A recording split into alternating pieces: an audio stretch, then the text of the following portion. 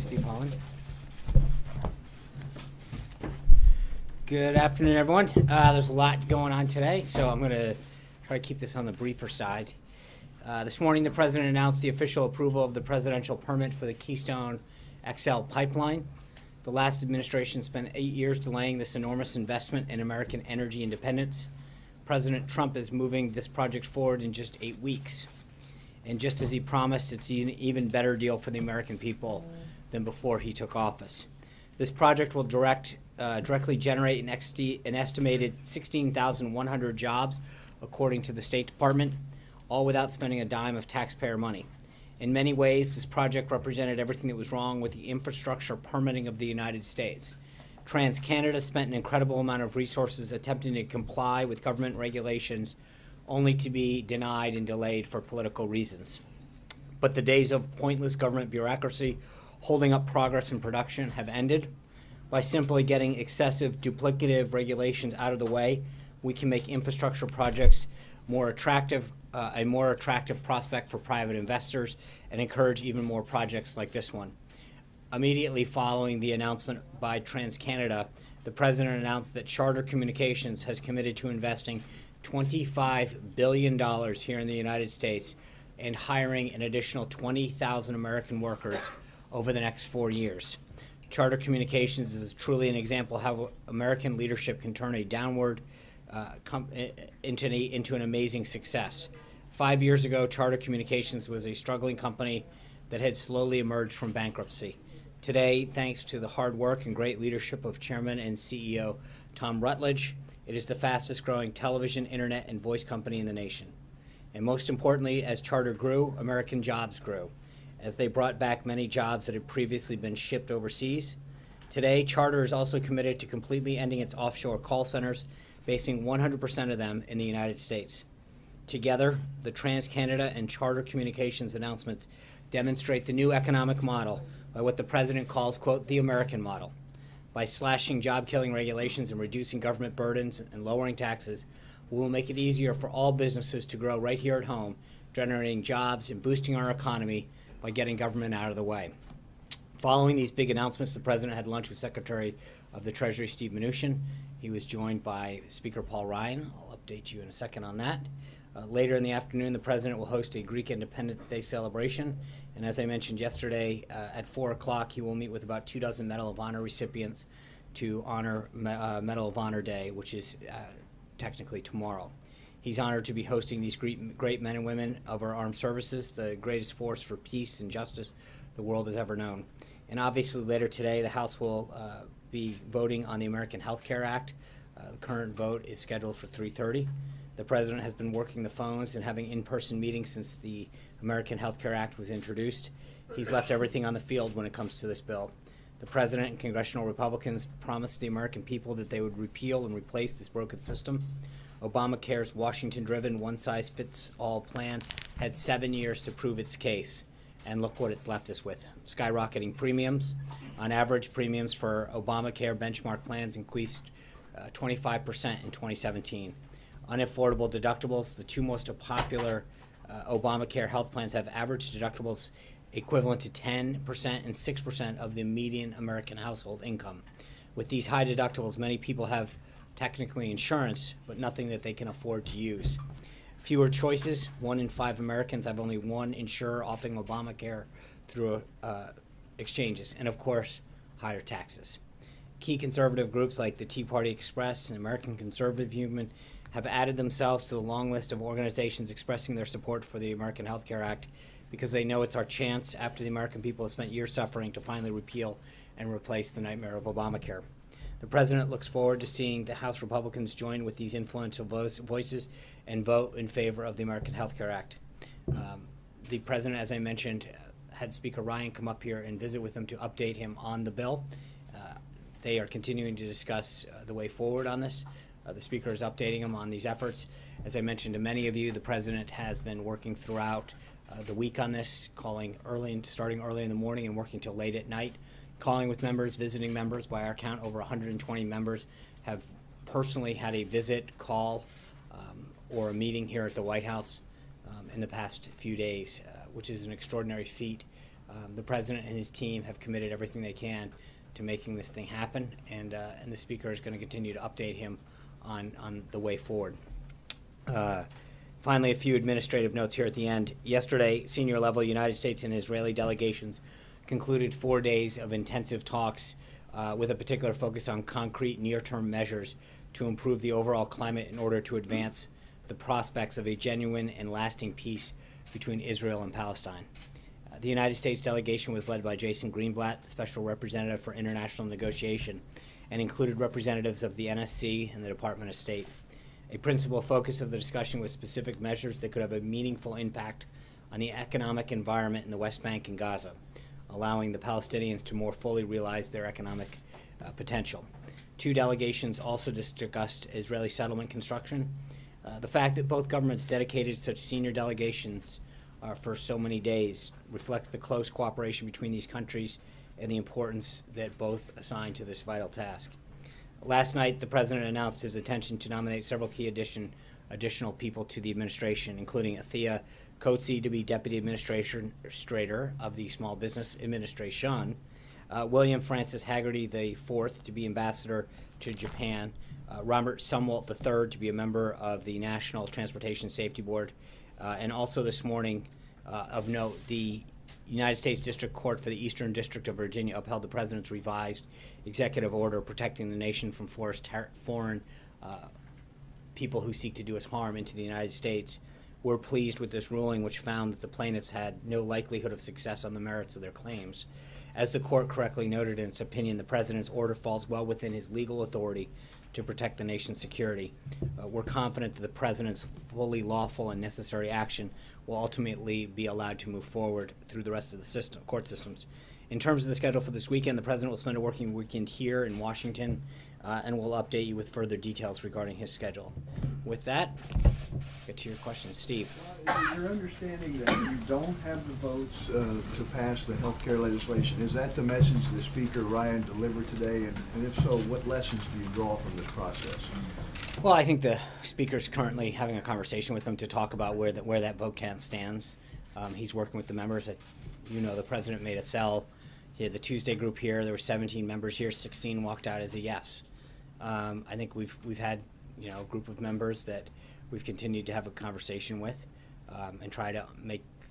Frankly, at this point, it's not a question of negotiating anymore. It's understanding the greater good that's at hand.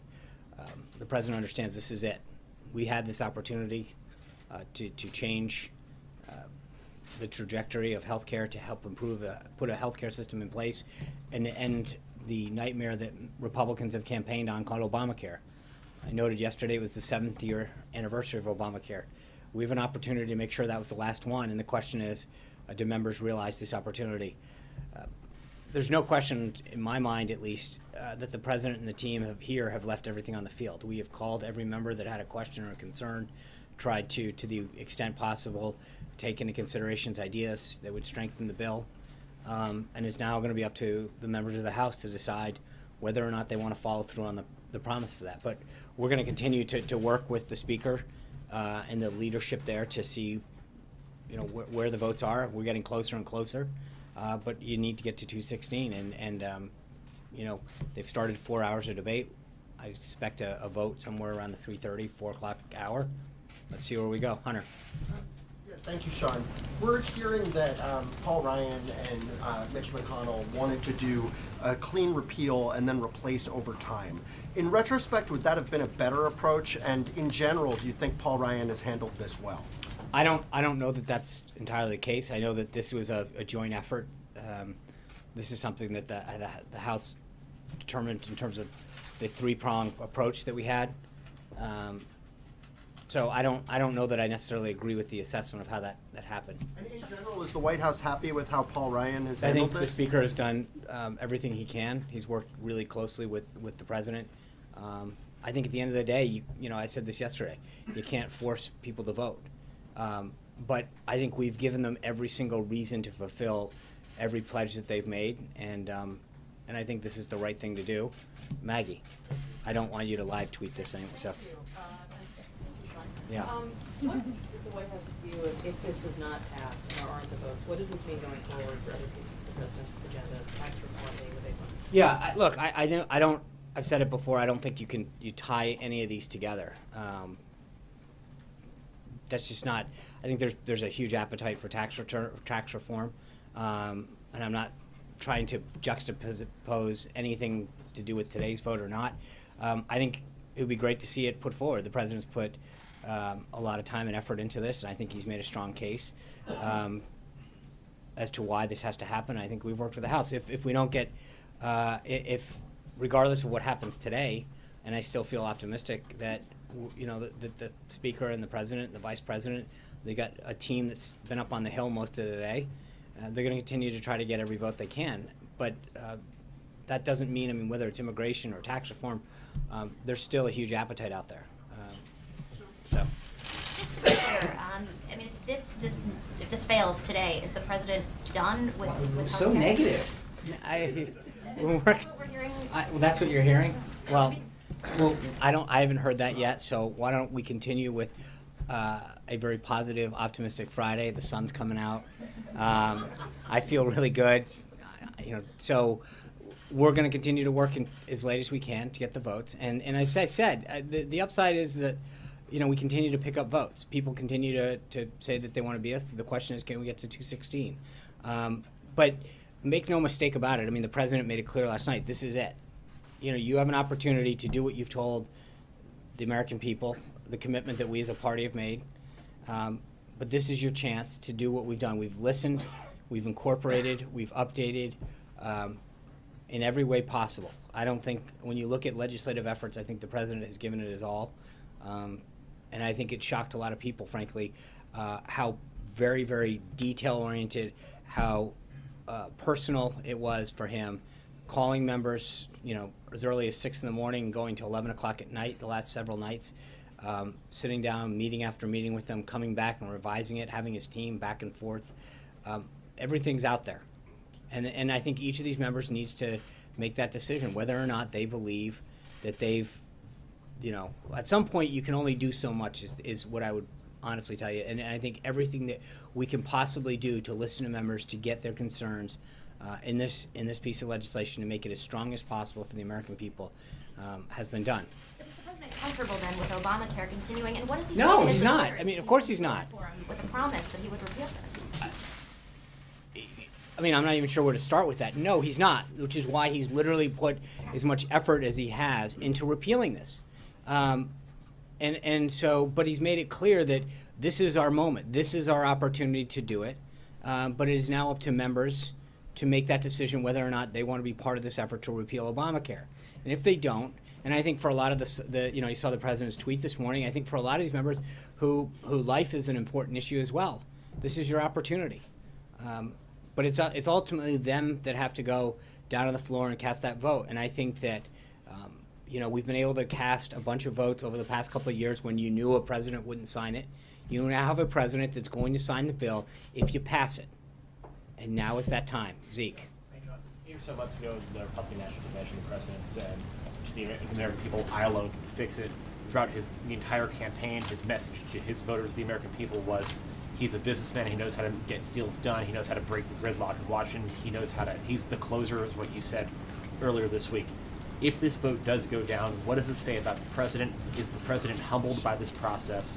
And is he, will he readjust the? Let's how will he readjust not, his administration going forward? I'm not, like I said to Jill, I'm still optimistic. I feel like we're continuing to work hard. But, at the end of the day, you can't force somebody to do something. I think there's nobody that objectively can look at this effort and say the president didn't do every single thing he possibly could with his team to get every vote possible. And I think that's why, I still feel good about this. But, we are where we are, and members have got to make that decision for themselves. This is the final hour to make that decision. Blake. John, is it under any consideration to pull the bill at all between now and then? You guys are so negative. Well, there's reports out there. I understand, that that's part but of the thinking. there are reports out there. The speaker and the president are talking now. The leader and the whip are, doing their vote counts. The debate is ongoing. we're going to continue. We are proceeding with a 3:30 vote as scheduled. John. Take me through some of, if you don't mind, the thinking yesterday when the bill was pulled and then the president had made the decision, or his team, they went to the Hill saying there's going to be a vote today. At what point did he make that calculation? Why did he make that calculation? Can you bring us through some of that? Yeah, thinking? there's a couple things. One is I think we wanted to be as open as possible with the vote. Having it on the current trajectory last night, it was going into the wee hours of the morning, and I don't think that for all that we've talked about, that wasn't the appropriate way to vote. I think we decided to work with the House and ask that they postpone and make sure that it was done in the light of day. But I think that he's had enough discussions, and it is not about improving the bill anymore. I think he has taken into consideration every member's thoughts and concerns and relayed those to the House. And I think to the extent that this balance of trying to get to 216 in this case is such that there are some people that come in with ideas and you say, if you do that, to get your vote, I'm going to give up 26, or to get these 3, I'm going to give up 12. And I think we have struck in the right balance right now and incorporated it, and it's the strongest possible bill. But he's going to continue to work as hard as he can until the very end. Charlie.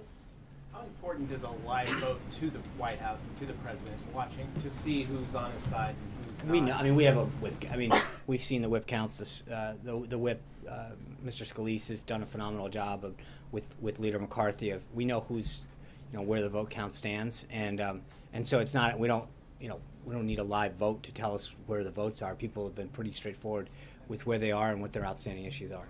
The president and the speaker are meeting right now. Can you tell us anything about the character of that meeting or what exactly they're looking at going forward? Well, they're discussing. They're not looking.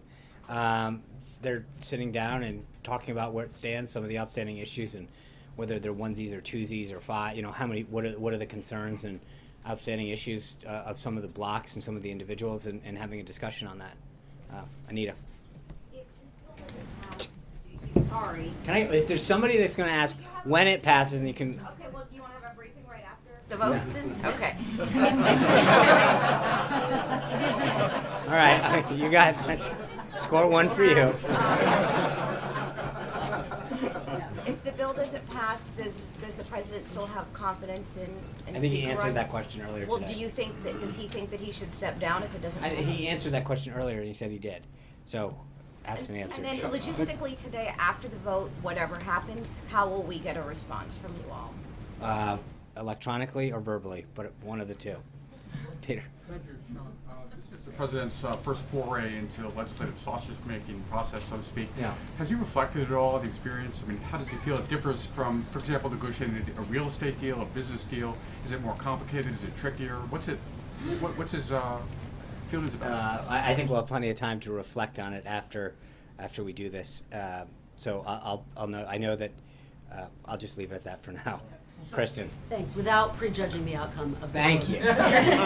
Does the president in any way regret pursuing health care first, given how complicated it has been? No. I think if you think about it legislatively, in order to maximize, and I know this for most people it doesn't make a ton of sense, but the savings that you achieve through the first reconciliation of healthcare, which we're doing through the 2017 budget process, which still continues, allows us to utilize the savings in that process to maximize additional tax reform measures that will start in the FY 2018 reconciliation process. So while that sounds like a ton of inside baseball gobbledygook, the reality is in order to maximize tax reform, both on the corporate side to make our businesses more competitive and to give individuals, especially middle-class Americans, more tax relief, doing this in that way maximizes the amount of savings that you can use for the second reconciliation package, which would be tax reform. Doing it the first way, you can do, but again, you're not going to achieve the full potential that you could if you did it the way that is happening now. But that being said, it's not a question of, we all knew how big this was. It's 1/5 of the economy and what it took. The issue is that I think the disparate interests that are there and some of the process explaining, if you will, that understanding the way that this is happening, and I think legislatively it's complicated. And for a lot of folks, you know, that just understand, why can't you do it all in one foul swoop? What's the Byrd rule? What's reconciliation? Why do you have to do it in 3 phases? I think for a lot of people that is a little bit complicated to understand and and it's not just a question of understanding. I think one of the other things that the president and the team have found is that there's a lot of issues where people are wondering, well, if I vote for this, how can I guarantee that I get something in phase 2, which is the administrative pieces that Secretary Price would institute. And then third is, well, you know, these legislative things that will take 60 votes that complete the overall package. You know, how do I have trust? And so there's a lot of the comprehensive nature of this makes it very complicated. And I think that's a lot different. Normally you have one bill that sails through and it deals with all of these things and you can roll it all in. If someone has an amendment, you add it in. In this process, we're having to have all these one-off discussions about, you know, will the Senate accept this if you put it in? If you put it in, will they, not only will they accept it, but will the Byrd rule take place and kick out the whole thing? There's that complicates this probably like nothing else. Understood. Just to put a fine point on it though, was it his initial ask to do healthcare first, or did House Speaker Paul Ryan say, I think this was the something that during the Okay. transition we sat down and gamed out in coordination with the House in terms of what should go first and why. But again, it's not a question of just what should go first. It's a question of, if you don't do it first, you know, do you lose some of the potential and savings that you would achieve through the second reconciliation? Would it have been wiser to try to work with the Freedom Caucus, for example, on something like infrastructure reform to build up some goodwill? I think, that look, caucus Kristen, and we've then talked come about back this to since 2010. Every Republican, with the exception of probably a handful, has campaigned from dog catcher on up that they would do everything they could to repeal and replace Obamacare. And I think to get in and say, hey, you should have done something else, wouldn't be fair to the American people who have said, okay, I'll vote for you, but I want you to fulfill this pledge. And just finally, does the buck stop with him on this? Well, I mean, like I said earlier, you can't force someone to vote a certain way. I think in the sense that, has he done every single thing? Has he pulled out every stop? Has he called every member? Has he tweaked every tweak? Has he done every single thing he can possibly and used every minute of every day that's possible to get this thing through? Then the answer is yes. Has the team put everything out there? Have we left everything on the field? Absolutely. But at the end of the day, this isn't a dictatorship, and we've got to expect members to ultimately vote to, you know, how they will according to what they think. But I think as the president made clear, they're the ones who have to go back and answer to their constituents why they didn't fulfill a pledge that they made. Non-healthcare question for you. Regarding these documents that Devin Nunes says show incidental intelligence collection of identifying information about people associated with Trump campaigns, can you categorically rule out that Chairman Nunes received or was alerted to these documents from someone at the White House? I'm not aware of where he got the document from. I don't know. Can you rule out that they I came mean, from the White House? I can't. I don't know where he got them from. He didn't state it, so I don't have anything for you on that, and so I cannot say anything more than I don't know at this point, Cecilia. So if the president has done everything he can possibly do, and the speaker has done everything he can possibly do, the team has put everything on the table, who's to blame right now for this holdup in your Well, mind? again, let's wait and see how this thing. I'm not assigning blame. Well, but you wanted to vote even last night or this morning, so there is a stall. So from last No, night to no, this no. We morning. did want to vote last night, and I think as I mentioned, as we got into the evening hours, the idea wasn't to bury this at 12 o'clock or 1 o'clock in the morning. Well, initially, you were asking for one yesterday, and there was a statement from your No, press no, office that asked for no, one no, this morning. and I'm not backing away from that. We wanted a vote yesterday, but as we got the process went on, we realized that vote would occur probably actually into today, in terms of like calendar wise, and that doing it at 1, 2, 3 in the morning was not something that would be in keeping with what we had promised. So who's to blame for the stall I right don't. now? Is the There's no. Freedom Caucus? Is it- I think it's not a blame right now. It's a question of getting all these members together and dealing with all. I mean, you've seen the activity. You've seen the members go back and forth. It's right now we're still in that active discussion phase with trying to figure out who we can get on board and whether or not we can move forward. But we're not there yet. But you put this ultimatum out there. Is the president right now still confident that he can see this bill through? That The you president is will confident repeal that and we have replace done Obamacare? every single thing possible, made the case, updated it, added, and done everything to listen to the concerns and to do everything that fulfills the promises that we and members have made with the American people. John. Thank you, Sean. Without prejudging the outcome of the vote today, but focusing on your comments and the president's saying this would be a vote against life if people voted Right. against it. Several Republican members said they did not want the vote on Planned Parenthood in this particular bill. Congressman John Faso of New York was particularly outspoken. Did anything come up in the negotiation or from the White House of saying they guarantee a separate vote on Planned Parenthood and leave it out of the bill? I'm not aware of that, John. I'm not aware that happened. And the White House, from your tone and the president's, the White House wanted the Planned Parenthood vote in. I'd have to go back and look at, there's a lot of discussions that go on. I honestly can't remember how or when that came up. The other thing I wanted to ask was that the last two members who announced they were no, Chris Smith and Frank Lobiando, Republicans of New Right. Jersey, both cited the number of Medicaid recipients in their district as their premier reason. Congressman Lobiando said in 3 counties, 30% of his constituents were on Medicaid and he wanted no damage. Was there anything discussed on Medicaid? Was it on the table in the negotiations? Well, I know that there was a discussion about the expansion of Medicaid and some of the work requirements with respect to able-bodied Americans who are receiving that. But, you know, I would say this, John, one of the things that, not member-specific to either of the members from New Jersey, is that members have to understand that the current system is unsustainable. So if you vote no today, then what is your alternative? And what do you want? Because right now, there's a lot of folks that have said they're gonna vote no, which is, you know, their prerogative. But at the end of the day, the current Obamacare system will collapse on its own. And so the question that they have to ask themselves, or that they're going to be asked by their constituents, is then what is your alternative? Because right now, this is the choice that will save the system. The other choice is to do nothing, and that is going to collapse the system. Amen. Thanks, John. The stock market's been largely looking at this as a proxy for how you're going to do on your tax cut proposal. Can you give me a sense of what the lessons learned here are about how this was handled that you might apply to the tax cut Look, proposal? Amen, I've discussed this earlier. I'm not going to start getting into lessons learned while we're in the middle of debate of a current bill. I mean, we'll have plenty of time. If you want to stop by over the weekend, we can talk about, you know, I'd be glad to sit down with you on that. But again, we're not, right now, we're focused on getting the votes. The House has a vote scheduled. That's what our focus is, not to figure out, you know, we'll have plenty of time for that. Jen. Is the president going to just simply wash his hands of this today? If it doesn't You go his got, way? look, we're not, the president's going to wash his hands several times, but I don't know. The central campaign promise of the president of the United States. I understand that, and so I get it. So slow down. Let's turn on C-SPAN, and I'll watch this together, and then we can discuss what happened. Jen.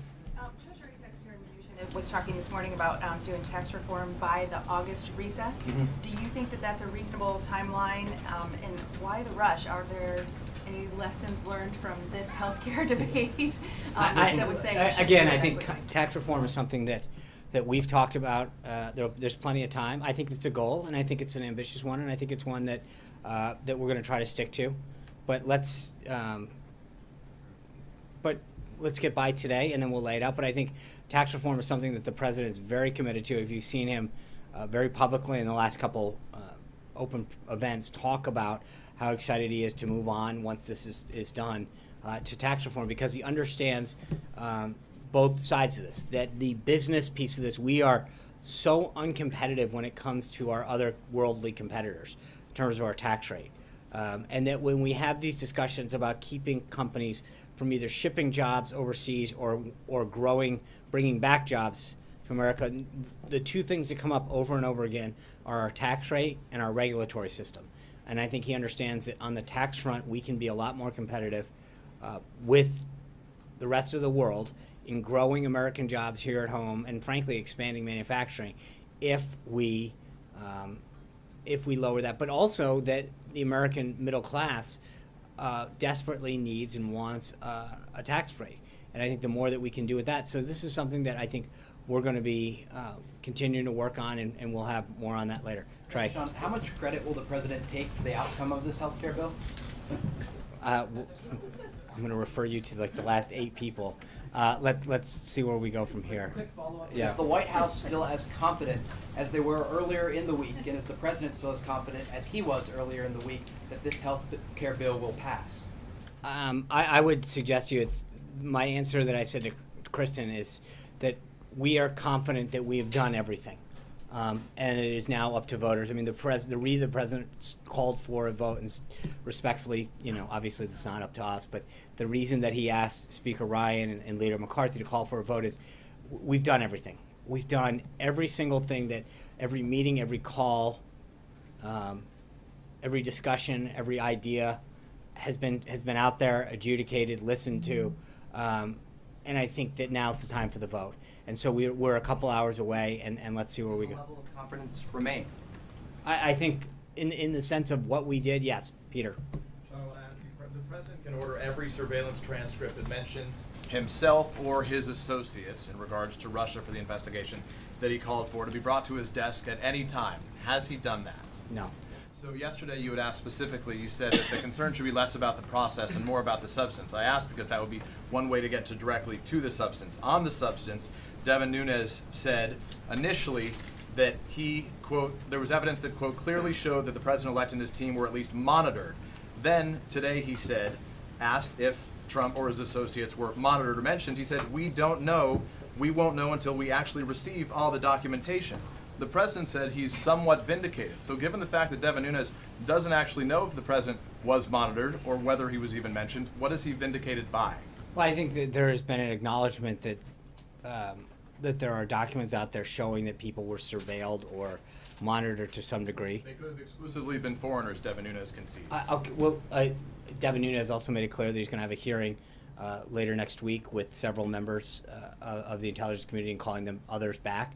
And so let's wait and see what is the president vindicated by? The president said he felt somewhat vindicated because I think that there is an acknowledgement that that as we proceed down this discussion, it continues to show that there was something there, and that despite the constant discussion about the process, and hold on, Peter, I understand. I get this is.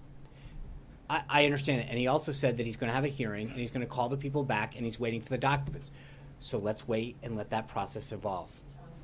Thank you, Sean. A couple of questions. First about Keystone. What changed? It seemed like it took forever in covering the Obama administration for this thing to finally get over the finish line. It never did, and relatively quickly, less than 65 days in, it's finally made its way over the finish line. What changed, especially with respect to the State Department's view of the Keystone XL pipeline?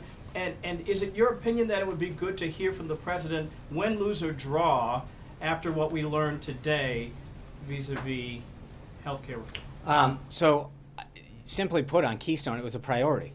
I mean, the president came in, he signed an executive order on it. He had talked about it during the campaign, and he made it a priority. He made it a priority for his team here at the White House to get it done. Not only the jobs, but incorporating U.S. Steel, and there's a lot of things. But I don't think it's any simpler than he made it a priority for him, his team, this administration, the Department of State, and others, and that's it. He recognizes the importance of that to both energy and to jobs in our economy, and simply got it done. And I'll leave it up to the president once we go forward to see how it goes on. Margaret. Sean, as the deal maker, why does the president feel that this take it or leave it approach is the right one on healthcare?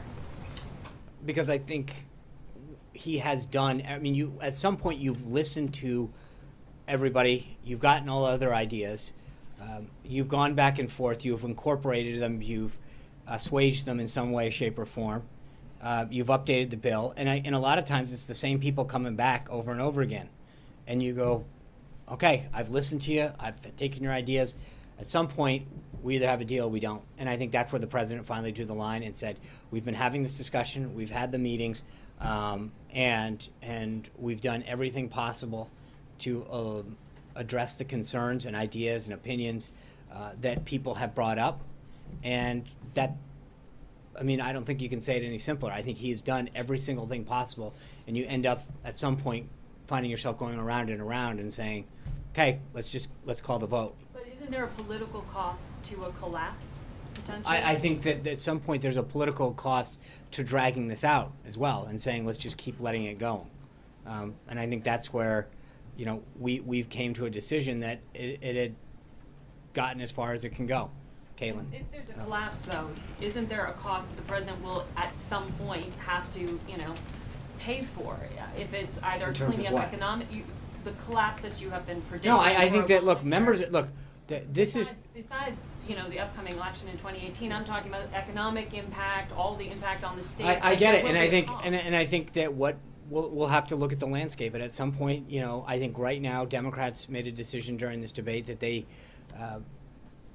wanted to stick by Obamacare. I think at some point the president has talked about this, that this is going to collapse, and let's see where this thing heads. But I think right now we have a plan on the table that allows for a solution that will address all of the concerns that, frankly, were initially brought up as far as what the Affordable Care Act was supposed to do. Caitlin?